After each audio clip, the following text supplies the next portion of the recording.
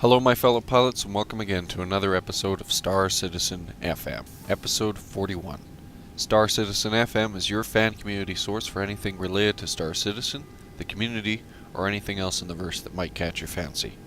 Star Citizen FM is hosted by yours truly, Dr. Hawk, so join me as we go over one of the most important weeks in the history of Star Citizen.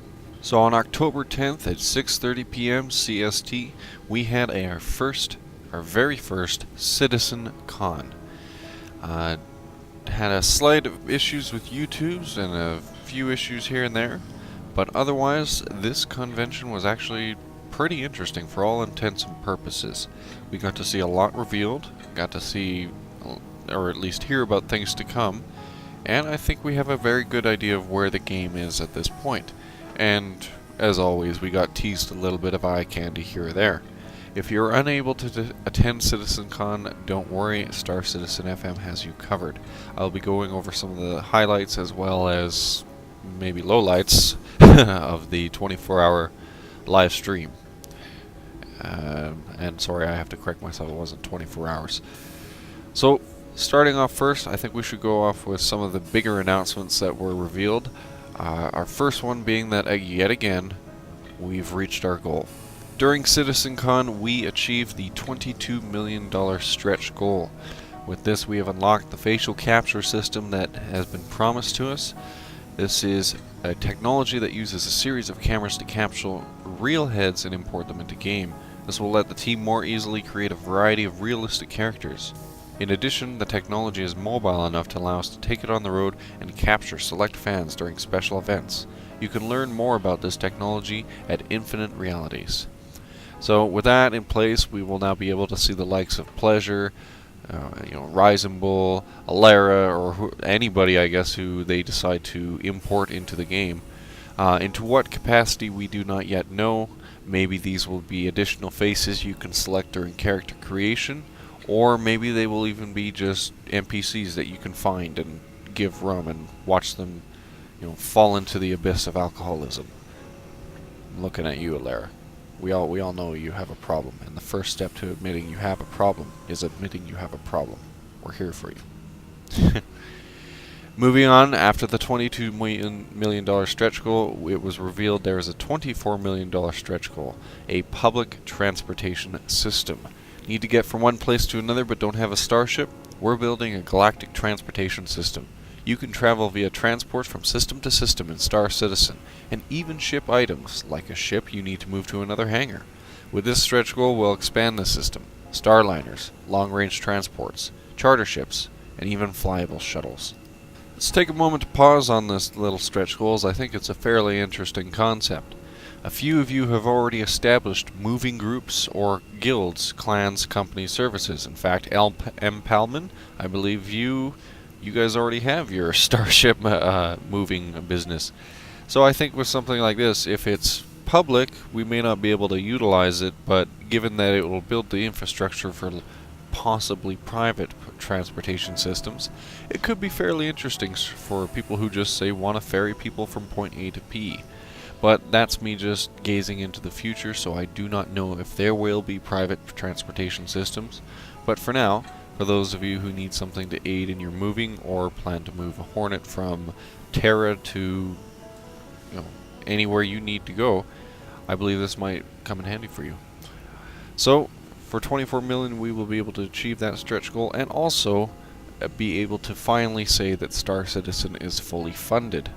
I had a few of you guys last time that were not too happy that I announced that Star Citizen was fully funded at 20 million. And since that's not a big enough number, then once it's at 24 million, then I'll say, well, safely funded. On to our next highlight. So some of the big things that were revealed from CitizenCon, in fact, I think a lot of things were fairly big, if you could get past the stuttering and the shitty quality of the stream. I'm not going to rat on CIG here because I think we've now finally pinpointed the source of the issue. It turns out that YouTube did not really prioritize this event as much as it could, and even the quit, or at least the cutoff for the stream, was partly due to the audience singing happy birthday. And for those of you that don't know, Happy Birthday is actually a copywritten song. The copyright is soon to expire, but it's still a fairly old copyright if I can remember, somewhere in the 40, 50-year-old range, if not more. One of you can correct me on that.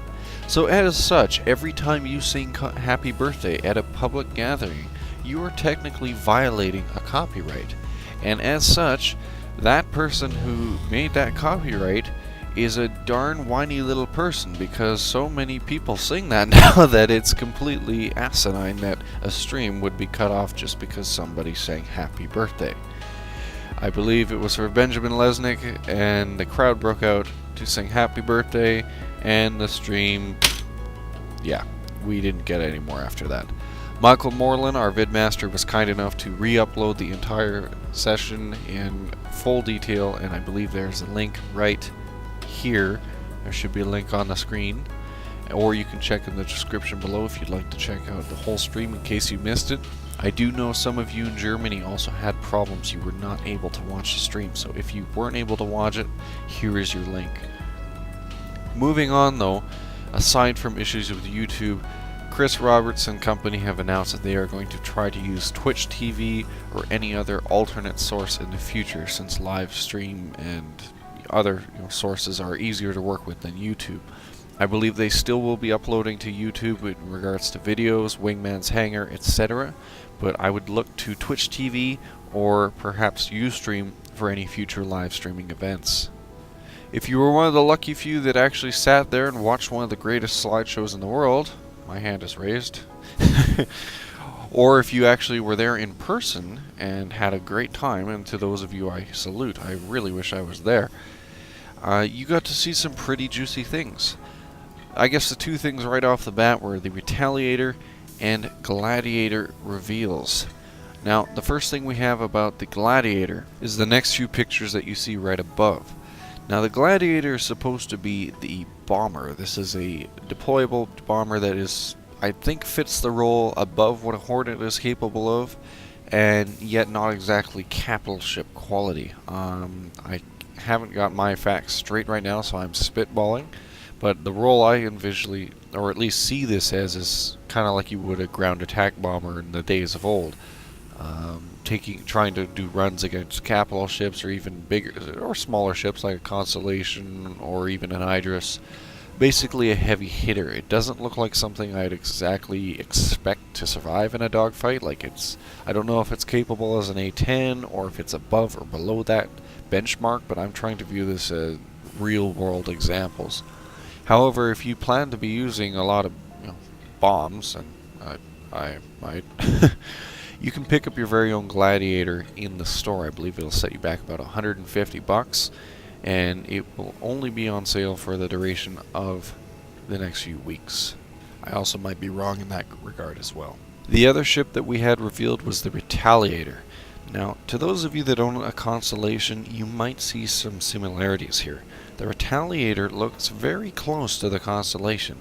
The only difference being with the Retaliator and the Constellation is that this thing is loaded for bear. It has every sort of munition you could need to fight another, similar size ship. Also known as the Aegis Retaliator bomber, this is a jump-capable bomber, so with your Constellation or Idris, this would be a good complement to any other sort of fleet you're trying to build, to maybe even take out a Bengal-sized ship. We don't have much details on its capabilities yet, or actually any views, but there is the concept art shown above if you're interested in checking it out. Both of these ships can be bought in the store right now. The Retaliator will set you back about $250, but you will have your very own missile boat. In fact, any of you that are familiar with Eve, I've already likened this ship to the Drake in Eve, and I'm gonna get shot for that. But to those of you that want your very own Drake, why now? Oh god, I should stop comparing this game to Eve. There are links in the video below if you'd like to check out the Retaliator or the Gladiator directly. I'll also try to include a link to the store icon so that you can buy yours now. You could even melt down some ships that you currently have if you'd like to work towards, or at least buy the ship right now, although my recommendation to you would be at least wait. I do like to support Star Citizen, but again, what is the fun of the game if you already start off with everything unlocked? There was one other ship reveal that I found fairly interesting. Actually, I'll have to make an edit there too, but technically I can't consider the second one yet, as I do not have a high resolution video file, and I am not going to use a YouTube rip, as I believe that would not be doing the video justice. I'll actually start with that one first. We finally have our Hornet reveal, the F7C, the civilian variant that you will be able to buy. The F7C has its nice own snazzy commercial, military inspired, and even a little bit of ice cream here and there. But you too eventually will be able to see the Hornet 7C commercial. You can see it right now if you watch the re-uploaded version that Michael Moreland posted for us if you were unable to watch the stream, although I am going to wait for a high definition version so I can show it on Star Citizen FM. If you are not interested in the Hornet for some odd reason, there is also our own Aurora commercial. Yes, the Aurora finally has its own commercial. And similar to the same style as many car commercials that we see today, it's put together in its own fashion. So without further ado, here is the Hornet commercial. So I was looking at the new Aurora, but then I was thinking, maybe I should get something that looks a little classy. But then I was like, no, I need something that can pull some serious weight. Maybe I don't need all that cargo space. What about the Legionnaire? Now we're talking. How about some bigger guns?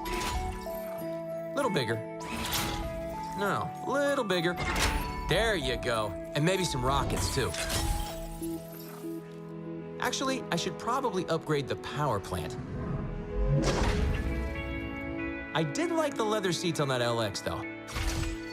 Yeah, perfect. All right, let's see what this baby can do.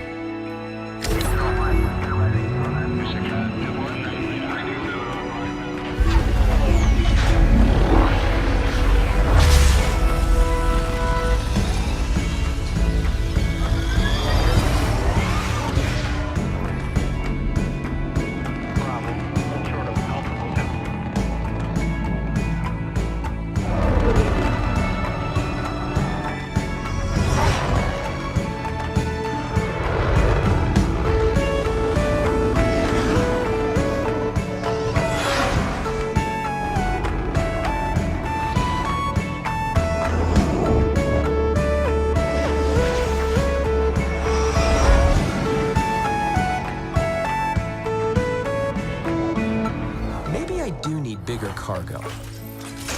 RSI's Aurora.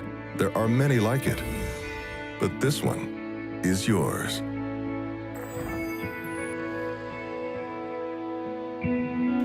Honestly, I don't know why you'd be using that much cargo space if you're trying to have a dogfighter, as at that point you're probably getting a little back heavy. But regardless, that's me blabbering on right now, and until we have the dogfighting module or any sort of combat module, I will not be able to effectively evaluate the ships, as right now we're only seeing pretty promotional videos, and that's probably trying to showcase them in the best of light. It's going to be pretty fun when I can pick apart the ships, even the special and beautiful 350R, to find their nitpicks and flaws and shining points, and it'll be fun to go over what makes each ship unique. Until then, if you're not satisfied with the Gladiator, the Retaliator, the Aurora, or even the Hornet, there is another big thing that was mentioned, in fact one that I and two other people have already taken part in. To those of you in the modding community that are, have been working very hard, and some of you I've spotlighted on the show, RSI has announced the next Great Starship. This is a contest for all us modders that want to get something into Star Citizen that is our own. The details of the contest are fairly interesting. Creating ultra-detailed starships is the heart of Star Citizen's development. From concept to final texturing, a ship can take teams of expert designers months to create, the level of graphical fidelity and detail that have become hallmarks of the Star Citizen universe. Now Chris Roberts and his team of visual designers are looking to the community for the next great team of ship designs. 16 finalist teams exit one by one until there's one grand prize winner, honored with the addition of their spaceship into Chris Roberts' new space epic Star Citizen. Not to mention a $30,000 cash prize, a swag of other goodies, and the first winning ships off the production press for each team member's hangar. Whether or not you participate, subscribe to RSI's YouTube channel to watch the drama unfold and see who can build Star Citizen's next Great Starship. The weekly webcast show will kick off with 16 finalist teams at 11 a.m. PST on January 31st, 2014, which is when the specs will be released to each team for the main challenge, the next Great Starship. These 16 teams of finalists will have to conceptualize, design, model, animate, and rig their model while submitting their progress for weekly review by a panel of science fiction's leading concept artists, designers, and celebrities, along with the man himself, Chris Roberts. Each successful challenge takes you one step closer to the grand prize. Failure means you go home. In the end, the last two teams will be flown to Los Angeles to compete live in front of the judges and the community on June 8, 2014 for the grand prize, $30,000. Their ship incorporated into the Star Citizen universe, cool swag, and title of the next Great Starship. So for those of you that think that you're up to the challenge, you can check this out and register. The the initial requirements, since I cannot speak English, are that you must design a working rigged gun within the CryEngine universe. You can download the CryEngine SDK on the same page right now. They have a link open to it. And as long as you have a team of 3 people at most and have used all of your own assets, your own work, and your own effort, you can sign up for this program. So may the best of luck to you, and in words of a show I shouldn't be quoting, may the odds be ever in your favor.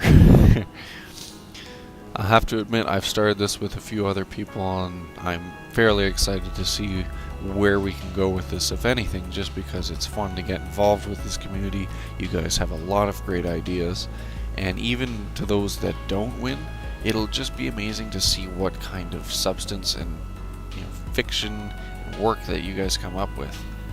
A lot of people come up with great designs. In fact, the Strobarg, I still can't say his name, that one ship still stands out for me. It'll be really fun to see what you guys come up with. So that's pretty much your wrap up for Star Citizen news this week. Wingman's Hangar will also not be airing this week as such. They are still dealing with probably post-CitizenCon wrap up. As well, there was one other final thing. If you are not familiar with the Avenger in the Star Citizen universe, and you should be, you can now go onto the Star Citizen Hangar app and upload your hangar. And if you have an Avenger, ta-da! As you should have seen in the entire time, the Avenger is now available for you to go inside, prod around, poke it, stroke it, rub it, caress it, in any way you deem fit. So check out your Avenger in the hangar right now and tell us what you think of it. I'm actually quite looking forward to using it as maybe a little bit of a shuttle. It just reminds me too much of a space shuttle right now. I unfortunately have to end this episode.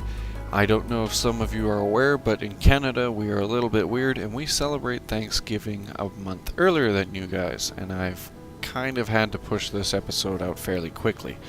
So I do hope to my fellow Canadian Star Citizens that you guys have a great Thanksgiving. We don't technically have it till I believe Monday, but since I have a large extended family, we have been hopping all over the place. So without further ado, I'll have to let you guys go. If you guys have any questions that you'd like to submit for me, you can do so at starcitizenfm@gmail.com, or leave your questions in the comments, in the forums, or even private message me if you so please for the Ask Dr. Hawk segment of the show. And if not, if you're interested in an interview, or maybe you're a clan that would like to talk about your clan or what you guys plan to do, you can do so at the same thing. If you have enjoyed Star Citizen FM, you can subscribe by clicking the little hawk on the lower left-hand corner, or clicking the subscribe button on the video. As always, I like your guys' comments, likes, feedbacks, favorites. It really encourages me to keep going. And who knows, maybe when I get to a year of Star Citizen episodes, I can finally pay back to the community that supported me so well. So, happy birthday to you guys, Star Citizens. Happy anniversary, Star Citizen. You guys all take care and fly safe. And happy Thanksgiving to fellow Canadians.